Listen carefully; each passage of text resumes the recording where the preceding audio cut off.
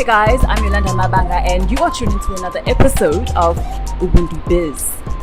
Today, I'm speaking to a lady by the name of Tharh Ngubo, owns a cafe called the Beach Bistro. Now, her story has received a number of shares on social media after she uploaded a post, and now her business is banging.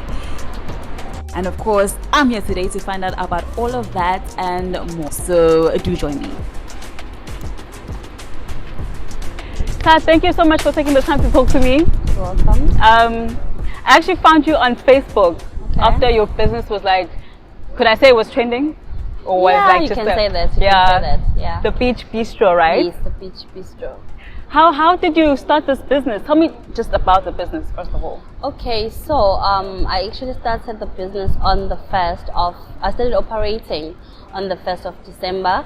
But I saw they advertised the place on Gumtree. I think it was towards the end of October. So I inquired about it, and then I got everything sorted out by first week of November. So I did some mini renovations, and then because it wasn't that hard for me because it was a cafe.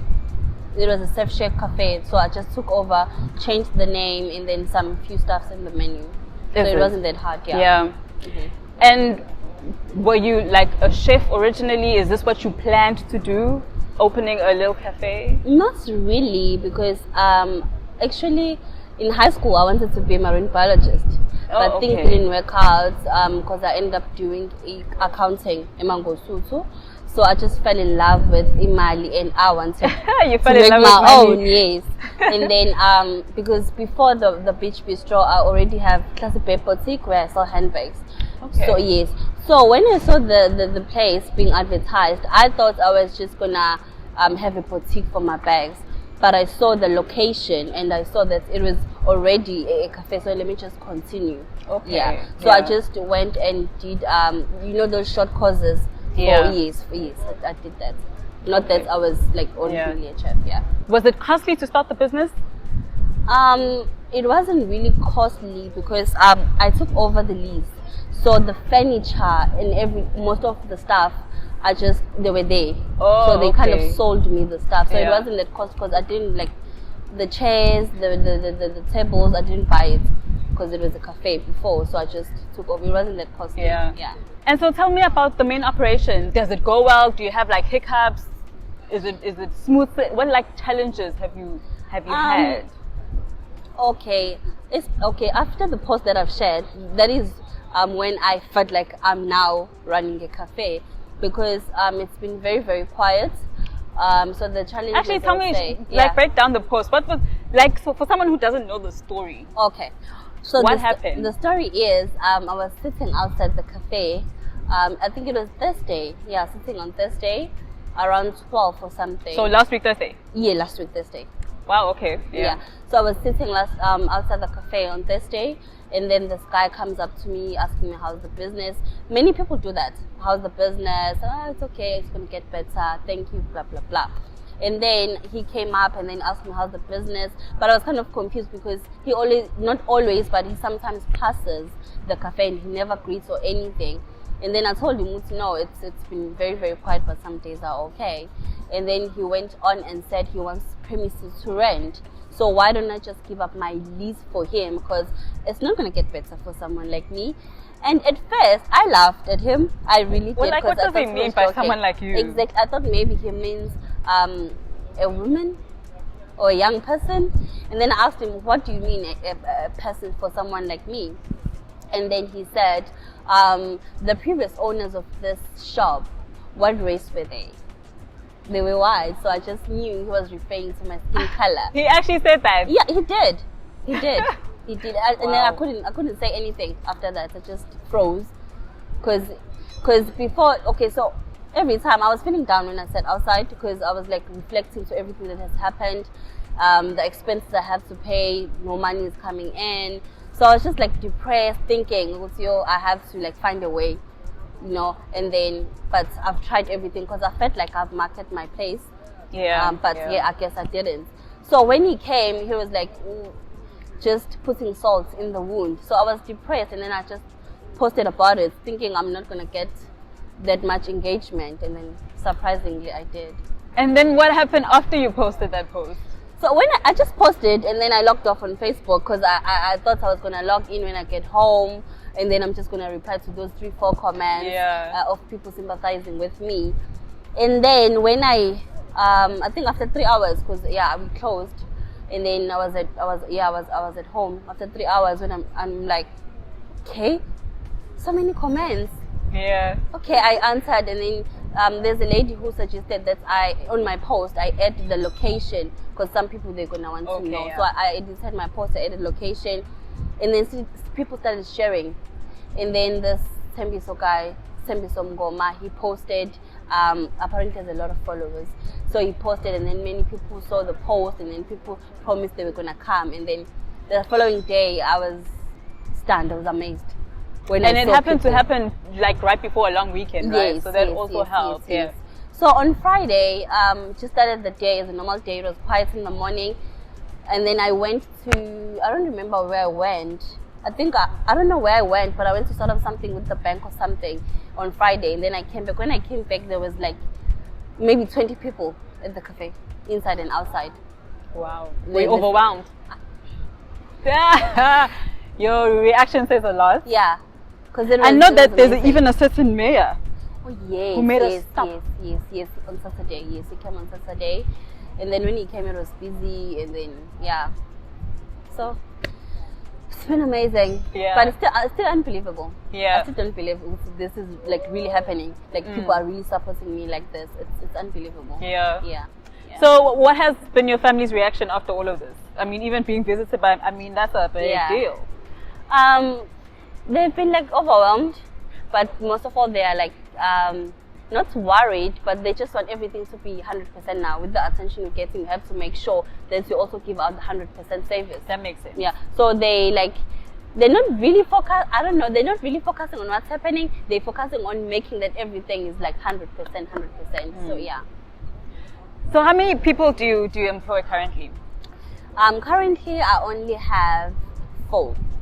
Okay, I actually, before all of this happened, I had 2, because I had 2, and it was just the 2, and then me, and then we're all working, like, because you find out that some days you're not gonna get anyone, so it wouldn't make sense for me and for my business to add people if I'm not making any money, because at the end of the day I have to pay them. So I had 2, and then on Friday we were really overwhelmed because it was only the 3 of us. And then I had to get 2 more people over the weekend, and then they came. Yeah. Because I went back to when I started the cafe, I obviously sent my post out for the job. So I just went back to people who previously applied, and then called them, and then who were available, who I interviewed, and then they came, and then Yeah. Give me like just that one moment where you were in your business and you were put under so much pressure. At that moment, you were just like, I give up, I quit. Like, what happened? Okay, I think it was back in March. This year, right? Yes, this year. It was in March where I had like 2,000 in my account. But I had to pay rent. I had to pay wages. I had to pay electricity and water. And so I was short with like 20 grand. What's your short with 20 grand? Yeah, because my expenses, like e-rents, I feel like e-rents is like the most expensive thing I have to pay for. Yeah. So I was like, I even asked myself, why am I even doing this? Because I've like used all of my savings. I've used my mom's savings. Now I'm using my aunt's savings. Yeah. Where am I even going with this? And then my partner told me, no, it's gonna get better. If you still have, your family supporting you, and I can help you with whatever. If you still have that, so just continue until you don't have anything at all. So I continued, and then it seemed like it paid off. Yeah. Let's talk about the everyday challenges that you face as a businesswoman in South Africa. Let's start with load shedding. Yeah, let's start with that. How is that affecting your business? It is affecting my business because I'm just gonna talk about this after this whole incident, because that is when I realized that okay, now I'm working. We had load shedding, I think 2 times already, and I had to turn away like maybe 6-7 customers. Oh wow! So that must be terrible. Yes, yeah. So I would say load shedding. Yeah, but I'm thinking that moving forward, I also have to find a generator or something like that, so my business can keep going. Because I can't keep turning people away. Yeah. Because at the end of the day, I need the money. I have expenses to pay. Yeah. And then besides load shedding, let's talk about the constant rise of food. Like, how does that affect your business? I'm not gonna lie to you, because this is like, okay, it feels like I started the cafe last week, because that is only the time I'm seeing I'm seeing myself spending this much, buying this much, so I can't really comment on that, because it's like it feels like I just started last week. Yeah. Okay. Because before I used to buy like small quantities of stuff. Yeah. I mean, because having a business is like having a baby, basically. Yes. Does that mean like you don't get any day off? Are you always here? How does it work? Yes, I'm always here, because I have to make sure that everything runs smoothly until I don't know, but I'm always here. Like every day? Every day. Okay. I think you can tell I'm like really, really tired, but I'm not complaining. Yeah. I'm not complaining. But before this incident, I used to take not a day off, but I would sometimes come at work at 12, and they open at 8, I would come at 12. But now I have to be here at 7. We're opening at 8, but I have to be here at 7 to make sure that everything is ready for the day to start. Yeah. So what future plans do you have for the Beach Bistro? The future plans, I'm really hoping to grow and find, I'm not going to close even if I were to find bigger premises. This is my baby. This is my first baby. Oh, so you're going to have it forever? Yes.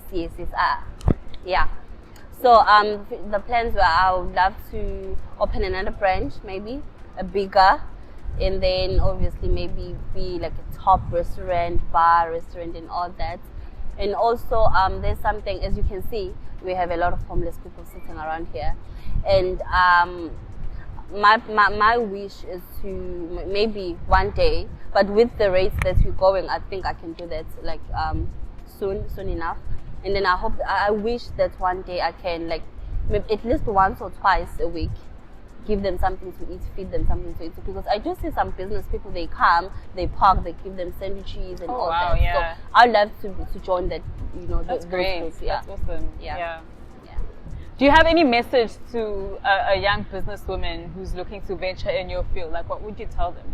I would tell them to do their background information, have so much information about the business, and they should be patient. Nothing happens overnight. They should also focus more on what they're doing than what the next person is doing, because we may be the same age, but we're not gonna get wherever we have to get the same time. You may get there first, I may get there faster than you. So you should just focus on what you're doing, pray about it, and just do your best, give it 100.